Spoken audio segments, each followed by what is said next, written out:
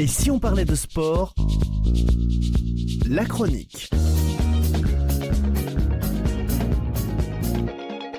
Et si le football racontait la plus grande histoire du sport mondial? Aujourd'hui, et si on parlait de sport, vous invite à embarquer pour un voyage exceptionnel au cœur de la Coupe du Monde de football avec une série inédite de 22 chroniques consacrées à la plus prestigieuse des compétitions.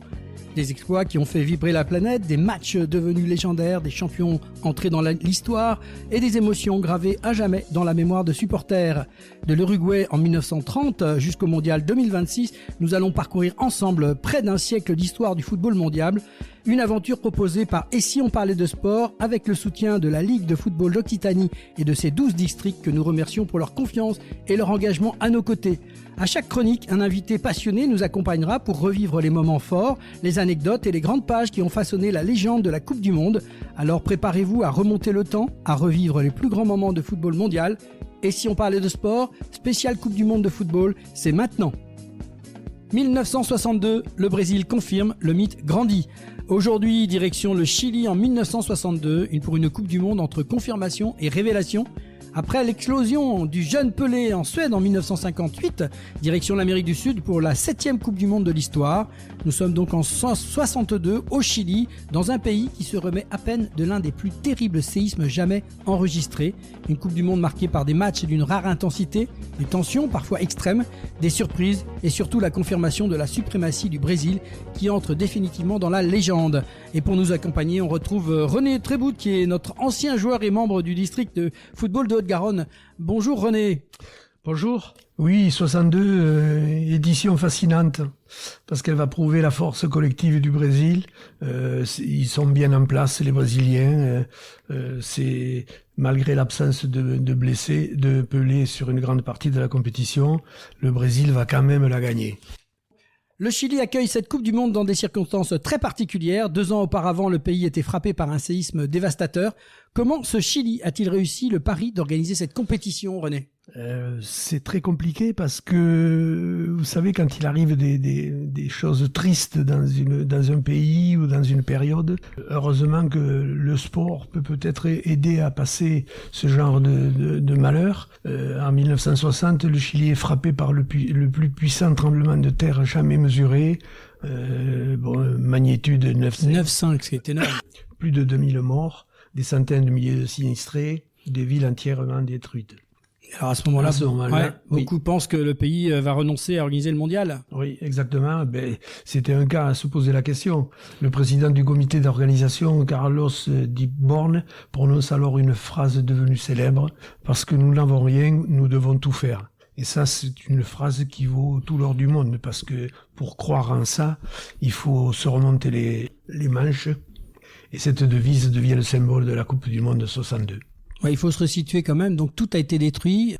Je pense qu'effectivement, on se remette un peu dans les conditions actuelles. Imaginons un pays où quasiment les 3/4 des installations sont défaites, sont détruites, les populations sont un peu perdues, c'est énorme ce qui s'est passé. Et malgré tout, il relève le challenge de garder cette Coupe du Monde. Oui, ça c'est impressionnant parce que quand il arrive ce genre de malheur, en France aussi on a eu des malheurs comme ça, mais ça correspondait pas à des périodes où le football était encore là, où la Coupe du Monde était prévue. Donc on n'a jamais été confronté au choix de faire qu'est-ce qu'on fait. On fait des stades où on fait des buildings, où on fait manger les gens. Et je pense que rentrer dans ce malheur et d'arriver à faire une Coupe du Monde, c'est quand même quelque chose qui est énorme de qualité, de quantité et de comportement. Après, on a les villes qui ont pu fournir des stades, c'était Santiago, Vinas del Mar, Rancagua, Arica.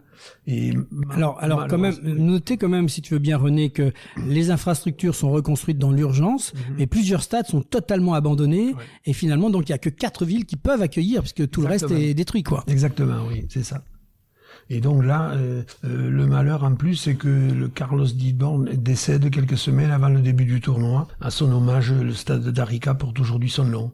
Cette Coupe du Monde est donc avant tout une formidable leçon de résilience. Vous notez que Carlos Didborn, qui était donc l'organisateur de cette Coupe du Monde, ne verra pas sa Coupe du Monde, malheureusement. Et donc, on a effectivement eu un très bel hommage à travers le nom qui a été donné à ce stade. Le tournoi conserve le format inauguré donc en 1954 quand même. Comment se déroule sur le sport, côté sportif, cette Coupe du Monde, René? Oui, on reprend ce qui avait été fait, d'après ce que je crois. Elles sont réparties en 4 groupes de 4 équipes. Les 2 premiers de chaque groupe accèdent au quart de finale.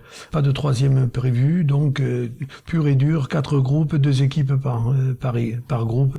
Donc, parmi les favoris, on retrouve le Brésil, champion du monde en titre, l'Union soviétique, l'Argentine, la Hongrie, la Tchécoslovaquie et l'Italie. Ah oui, reparlons de l'Union soviétique. Donc, on a ce qu'on appelait à l'époque l'URSS, oui, avec ce gardien extraordinaire qui était Yakin. Oui, exactement. Et puis, il y a une équipe chilienne portée par tout un peuple. Cette Coupe du Monde est aussi de l'apparition de stars qui vont marquer les années 60. Alors la question que s'en pose tous, est-ce que le Brésil qui arrive avec un statut de champion du monde, est-ce que l'équipe est encore aussi forte que celle de 1958 ? Le problème, c'est qu'avec des joueurs de qualité comme ça et qui ont été déjà champions du monde, il est difficile de leur faire admettre que c'est fini, quoi, c'est la dernière. Eh bien non, c'est pas la dernière. C'est encore des joueurs de grande qualité, Pelé, Garrincha, Didi, Vava, Zagallo, Nilton Santos. L'équipe toujours pratique un football offensif, technique et spectaculaire. Mais un coup de tonnerre intervient dès le 2e match.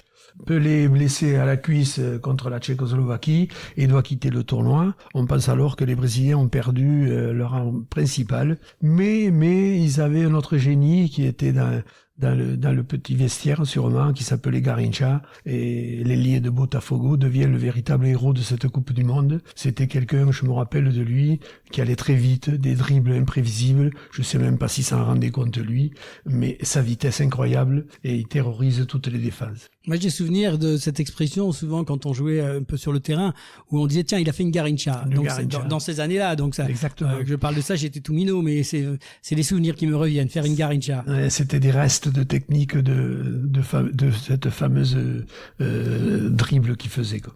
On peut pas évoquer ce mondial 62 sans parler d'un match célèbre qui est resté dans les mémoires, qui est Chili-Italie. Exactement, parce que c'est quelque chose qu'on a vu dans le football qu'on n'aurait dû jamais voir, puisque c'est quand même une rencontre qui est considérée comme l'un des matchs les plus violents de l'histoire de la Coupe du Monde.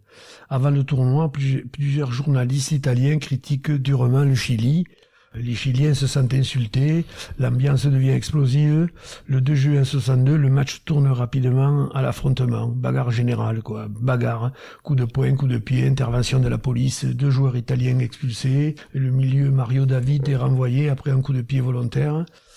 Puis Sergio Ferrini refuse de quitter le terrain, ça je pense que c'était les 2 joueurs expulsés, et doit être escorté par la police. Le commentateur David Coleman prononce alors une phrase restée célèbre, quelque chose qu'on devrait oublier parce que ce n'est pas un match, c'est une guerre, c'est pas Jojo à entendre. Non, ça prouve que, voilà, dans les comportements, il y a des choses qui sont pas très belles et quand on garde ça comme un souvenir, c'est vrai que ça a dû marquer les esprits. Et le Chili s'impose finalement 2-0. La bataille de Santiago entre définitivement dans l'histoire du football. Oui, on peut l'arranger vraiment de côté parce que c'est pas forcément un bon souvenir. Voilà. Alors après la magnifique 3e place obtenue en 1958, la France peut-elle confirmer, René, ce parcours d'équipe de France ? Eh ben c'était trop beau pour que ça continue. Comme tout ce qui est beau, ça s'arrête un jour, c'est jamais prévisible. Malheureusement non, les Bleus sont privés de leur immense vedette Jules Fontaine blessé. Sans lui, l'équipe de France manque d'efficacité. Les Français battent l'Uruguay 2-1. Ils s'inclinent ensuite face à la Yougoslavie 3-2, puis perdent contre le Chili 2-1. La France est éliminée dès le premier tour. Une immense déception après les espoirs nés en Suède 4 ans plus tôt. Cette élimination marque aussi la fin d'une génération exceptionnelle. Et oui, ces fameuses grandes surprises, l'équipe locale qui réalise, elle, un parcours, malgré tout ce qu'elles ont eu à porter, un parcours extraordinaire. Oui, exactement, parce que pour arriver à faire tout ce qu'ils ont fait après ce terrible tremblement de terre qui a tué des milliers de gens et tout ce qui s'est passé après et pendant, le Chili a éliminé l'Italie. En quart de finale, les Chiliens battent l'Union soviétique et la vieille Chine 2-1. Ils atteignent ainsi les demi-finales. Le Brésil est toutefois trop fort et s'impose 4-2. Le Chili termine finalement 3e du tournoi après avoir battu la Yougoslavie. Encore aujourd'hui, cette 3e place reste le plus grand exploit du football chilien. Ce sont des choses qu'on ne peut pas oublier parce que quand c'est lié à ce grand malheur qui leur est arrivé, c'était déjà un bon résultat pour eux. Alors, bien sûr, de la fierté pour cette 3e place, c'est important pour le Chili, mais ça nous ramène quand même à le dernier match de cette Coupe du Monde avec une finale Brésil-Tchécoslovaquie. Le 17 juin 1962, le Brésil retrouve la Tchécoslovaquie en finale. Comment va se dérouler cette rencontre ? La finale se dispute à Santiago devant près de 70 000 spectateurs. Contre toute attente, c'est la Tchécoslovaquie qui ouvre le score à la 15e minute grâce à Masopust. Le Brésil est mené. Alors oui, le Brésil est mené, donc quelle est la réaction derrière ? Mais inquiétude de suite, mais la réaction est rapide. Donc à la 17e, c'est-à-dire 2 minutes après, Amarildo égalise. Alors le match est relancé immédiatement en seconde période. Le Brésil prend le contrôle à la 69e minute. Zito marque de la tête. 2-1 pour le Brésil. 2 pour le Brésil, oui. Et à la 78, Vava inscrit le 3e but. Alors, score final 3-1, le Brésil conserve son titre. Le Brésil devient la 2e nation de l'histoire à conserver son titre mondial après l'Italie de 34 et 38. Oui, il faut rappeler que l'Italie avait déjà remporté 2 fois le titre. Garrincha, le génie de 1962, si Pelé s'est blessé, quel est donc le véritable héros de ce mondial ?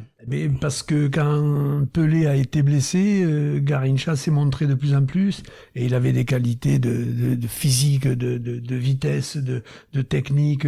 Il a mis 4 buts, donc je veux dire, à lui tout seul, il a transporté le Brésil vers le titre. Ses performances exceptionnelles.